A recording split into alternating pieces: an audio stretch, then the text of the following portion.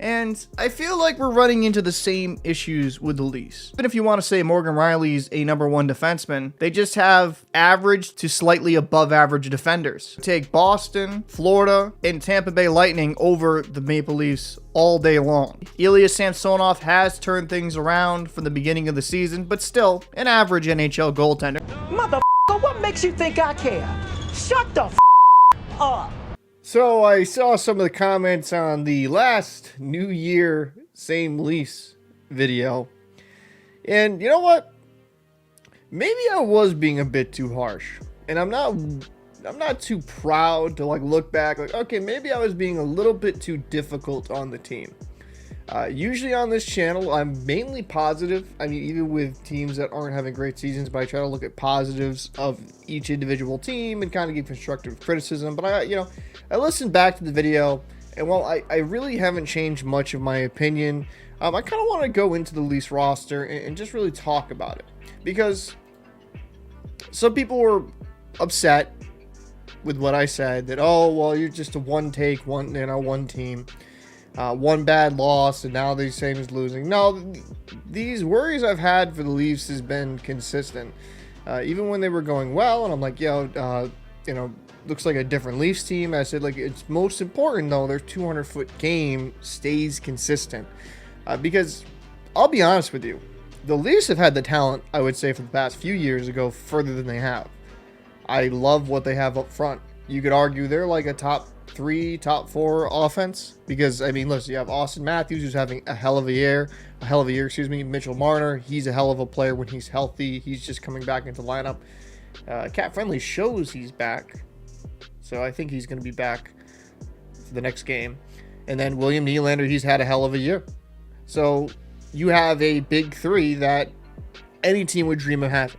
Like, I would take Auston Matthews over David Pastrnak, and that might sound blasphemous to some Bruins fans, but I love Auston Matthews. I think he's going to be a big key if the U.S. wants to win gold in the Olympics.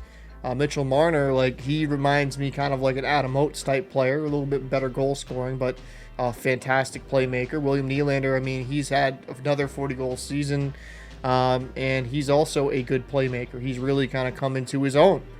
Up front for me with the Leafs, I don't question it as much. Now, I'm not the biggest fan of some of the players in their bottom 6. I think their fourth line, and you could argue it's just a fourth line, isn't that great.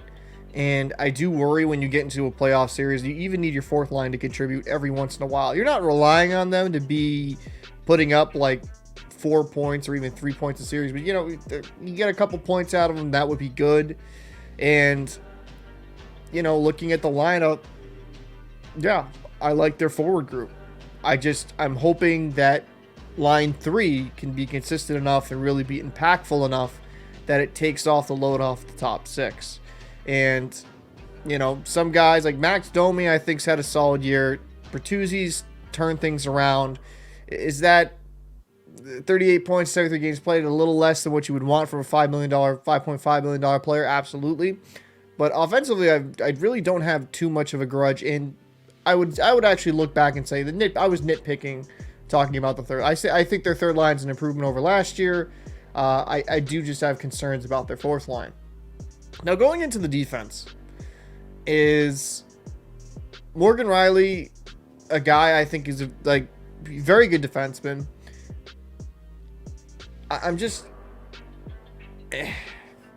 not as sure. Like, when I look at like Lyubushkin, McCabe, Giordano's older. I mean, I know Liljegren's out due to injury. Edmondson's out. And actually, when is Edmondson coming back? He's day to day. Okay.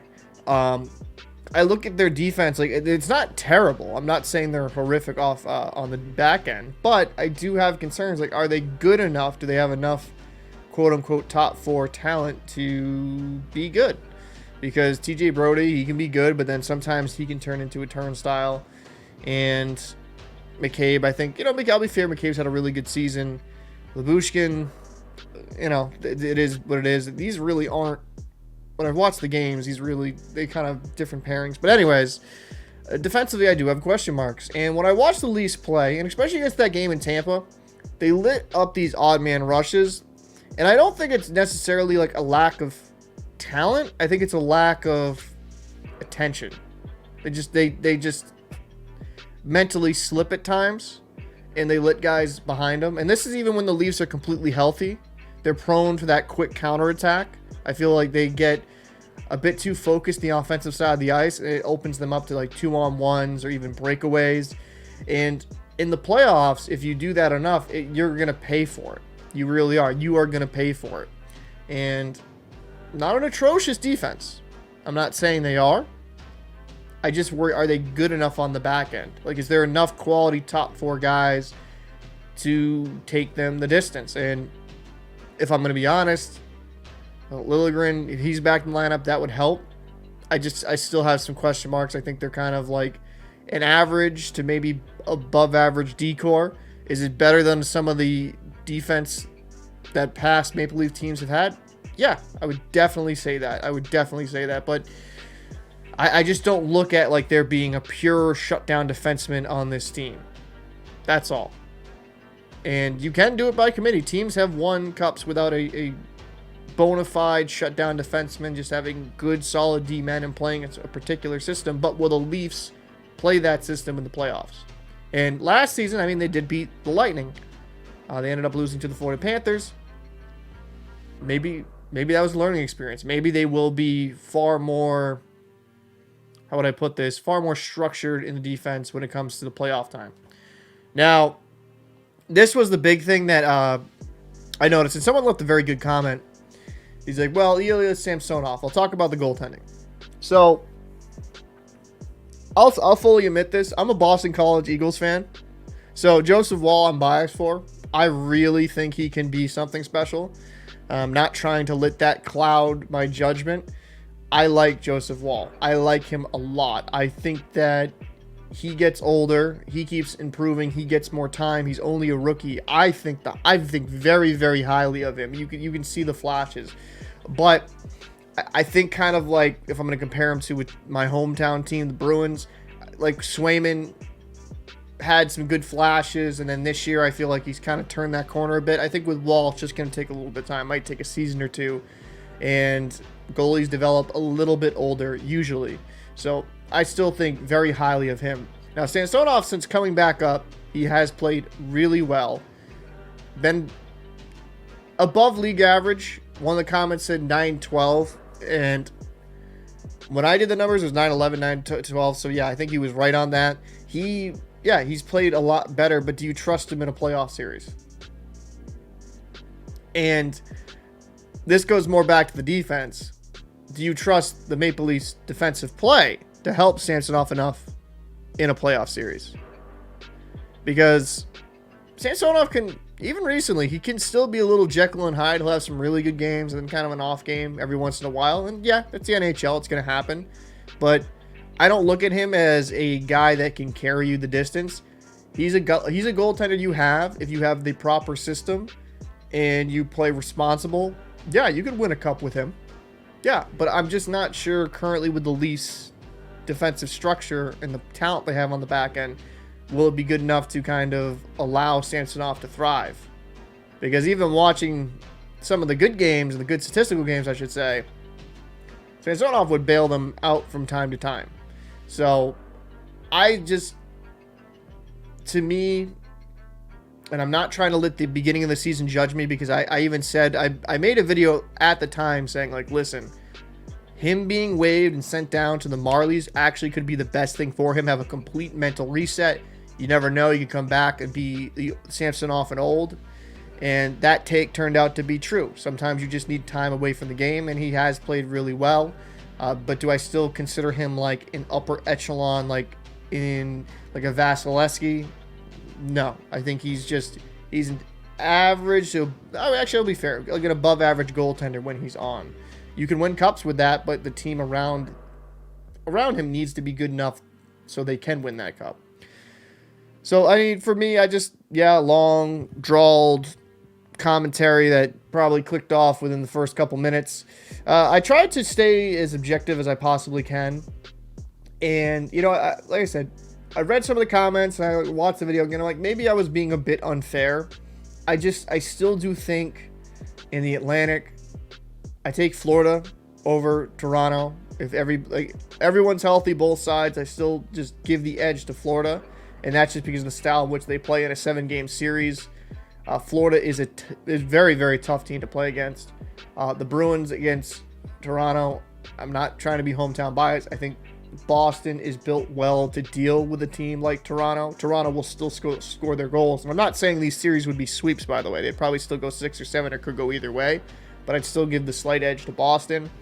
And then for the Tampa Bay Lightning, now they beat them last season, but the Lightning have heated up. Vasilevsky looks like he's turning into form. I think that's closer than some Leaf fans think it could be if they somehow, which most likely won't happen, let's say they had a matchup in the playoffs. But yeah, I wouldn't pick the Leafs over other Atlantic teams that are currently in the playoffs right now. I just wouldn't. And could they win those series? Absolutely. But I just give the slight edge. I think the Leafs, and I think this will happen when Tavares eventually leaves.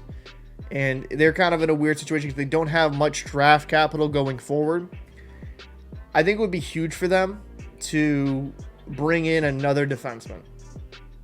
Like, cap's going up, but, you know, it's not going to go up enough to really make too much of a difference. But if you could somehow bring in a really good another good quality defender in their prime that you could have for like at least 3 to 4 years in their prime, the Leafs would be in a perfect situation to be a consistent cup contender. They're not that far off, and if they won the cup this year, would I be completely surprised? No. I mean, look at that offense. And because if the defense just plays out of their mind and the goaltenders lock in, that offense is going to score goals. So I would say, to close out this video, if the Leafs do have a quick playoff exit, maybe you consider a coaching change. I mean, look what the Oilers did. They made a coaching change and things changed dramatically. Maybe get somebody in there that has a better defensive structure. I don't know, but just some food for thought. Didn't mean to come off as a hater. It's usually, I do not like coming off like that on this channel, but wanted to make a video kind of clearing it up and giving you my perspective of the team. Not saying they're terrible. They're not terrible. If the Leafs were in any other division, they'd probably be second or first. Atlantic is a very, very deep one up top. So I'd like to know your thoughts in the comment section. How much do you hate me? What would you rate me? I'll see you in the next one.